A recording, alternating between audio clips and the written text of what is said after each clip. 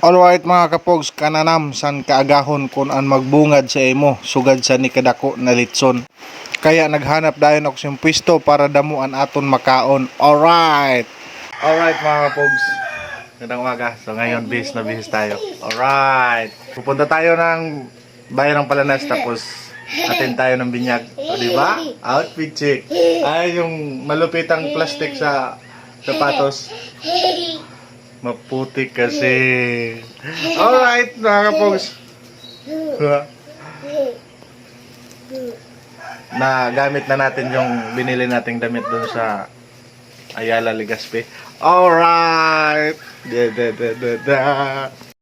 Kaya pala, kaya nabinalot natin yung sapatos natin ng plastic gawa ng motor yung gagamitin natin at wala naman tayong ibang sasakyan. So, para di masyadong magkaputik yung sapatos natin, kaya yan yung susi para di maputikan masyado. Alright, tara, geng guys, undawin na tayo, nasa malabas tayo ngayon. So malapit-lapit na rin, tawa ng Panginoon, tumigil yung ulan kaya dire-diretso yung biyahe natin. Sana maabutan pa natin yung binyag kasi yung oras dapat nandun ako is alas 8, alas 9 na ngayon. Kaya bilisan na natin ng konti para maabutan pa natin yung binyag kasi kung sa late na talaga tayo, hindi na nga natin mahabol yung catechesis. Sana mahabol pa talaga. May palata! Papasok na tayo dito sa compound ng simbahan. So feeling ko hindi pa naman talaga tapos kasi may nakikita pa akong mga nakaparadang sasakyan. Alright, sa wakas na abutan pa natin yung catechesis pero sadyang late na tayo, patapos na rin eh. Pero di bali na, at least naabutan pa. Ayan na guys, nagbindisyon na si Father Mansalay. Ayan na, siguro na nabigla yung mga bata na biglang lumamig yung ulo, kaya halos lahat sila na paiyak. Ayan na, parang malalaglag yung ulo. Shoutout sa lahat ng nagpabinyag ngayon at sa mga ninong-ninang na kasama ko. Shoutout sa inyong lahat. Alright.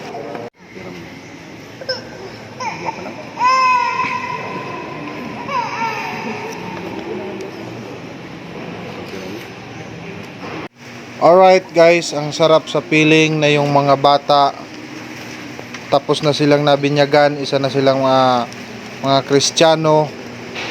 Siyempre, yung iniisip natin, yung susunod na naman kung may mga kasunod pa, siyempre di yung maiwasan at mga bata pa. Pare, asikaso pare, ang pantulo. Daka makabalik ako sa simbahan pag pantulo o pagbunyag naman otro. Alright.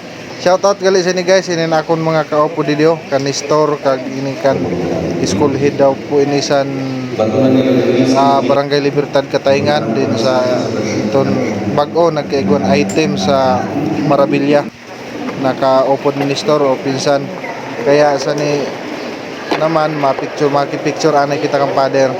Alright, siyempre remembrance para paglaki ng bata may makita yung mga bata na ito pala yung nangyari, ito yung ganap nung ako'y bininyagan. Kaya dapat lang talagang may mga picture pag binyag. Kag shoutout man gali sa nin akon kumpare ho o kumpare kadungan gali sa pagninong didi. O matik na ang 500 pakinkem. Asikaso na, bunutan na sa bulsa. Aw ini gayod hanapan ta ng pwesto. Kay baka ragsik pa sa panit ho.